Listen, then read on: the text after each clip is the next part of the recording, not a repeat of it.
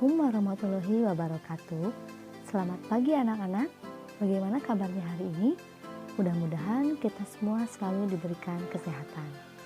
Bertemu lagi dengan pelajaran bahasa Indonesia, masih membahas tentang sebuah teks prosedur. Sebelumnya sudah disampaikan pada pertemuan pertama berupa PowerPoint. Hari ini akan diulas kembali secara singkat.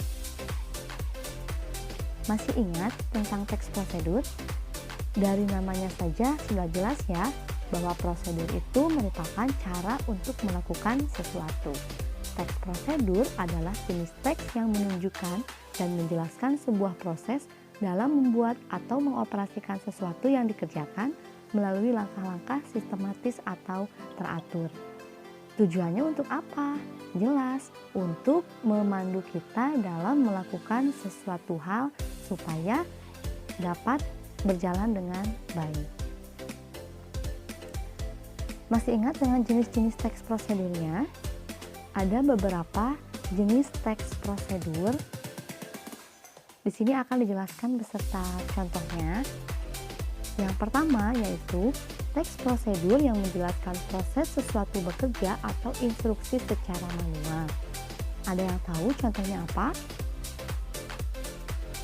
Misalnya cara mengoperasikan AC, atau contoh lain misalnya cara menghidupkan komputer. Prosedur ini akan memandu kita bagaimana untuk melakukan sesuatu hal.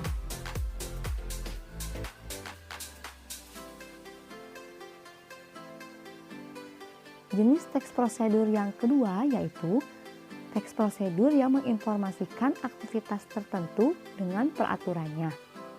Seperti apa contohnya?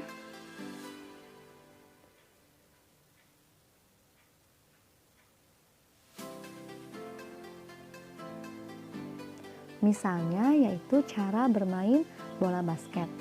Yang kedua misalnya cara bermain game. Ini jelas menginformasikan sebuah aktivitas dengan sebuah peraturannya. Jenis yang ketiga yaitu teks prosedur yang berhubungan dengan sifat atau kebiasaan manusia. Contohnya, misalnya cara seseorang menjadi sukses, atau contoh lain seperti tips menghilangkan rasa bosan. Ini jelas berkaitan dengan sifat atau kebiasaan manusia. Banyak sekali jenis-jenis teks prosedur lainnya. Paham sampai di sini?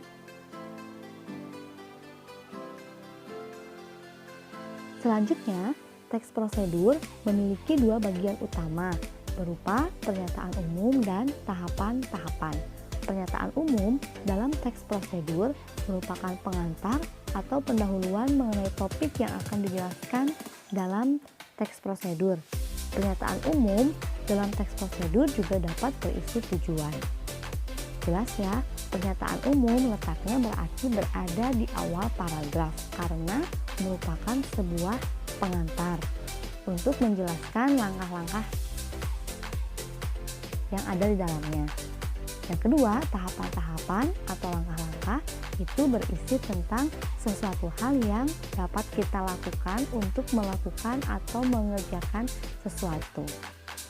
Untuk lebih jelasnya, Ibu akan memberikan sebuah contoh yang berupa teks prosedur. Perhatikan teks berikut ya. Ini salah satu contoh teks prosedur yang berjudul Cara Benar Menghidupkan Komputer.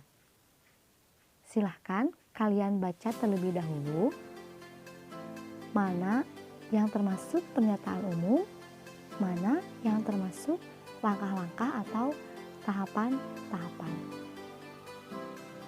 Bagaimana? Ada yang sudah menemukan mana bagian pernyataan umum, mana bagian langkah-langkahnya?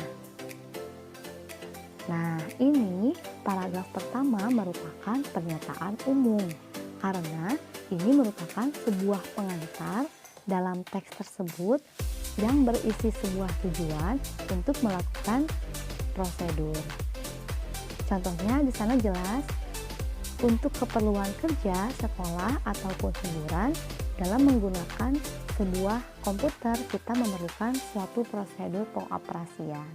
Itu merupakan pengantar sebelum kita masuk ke tahap langkah-langkah selanjutnya. Kemudian yang termasuk langkah-langkah yaitu terdapat beberapa poin yang harus dilakukan dalam menghidupkan sebuah komputer. Ada 6 tahap di sana ya, dari mulai tahap pertama sampai tahap terakhir. Langkah-langkah ini akan memandu kita secara teratur, secara sistematis untuk menghidupkan komputer secara benar. Jelas kan? Bisa dipahami? Dengan memperhatikan langkah-langkah dalam sebuah teks prosedur akan membuat kita melakukan sesuatu dengan lebih teratur dan efektif. Kalau sudah paham, Ibu akan memberikan sebuah tugas. Yang pertama, carilah satu teks prosedur. Yang kedua, tentukan bagian pernyataan umum dan tahapan-tahapannya.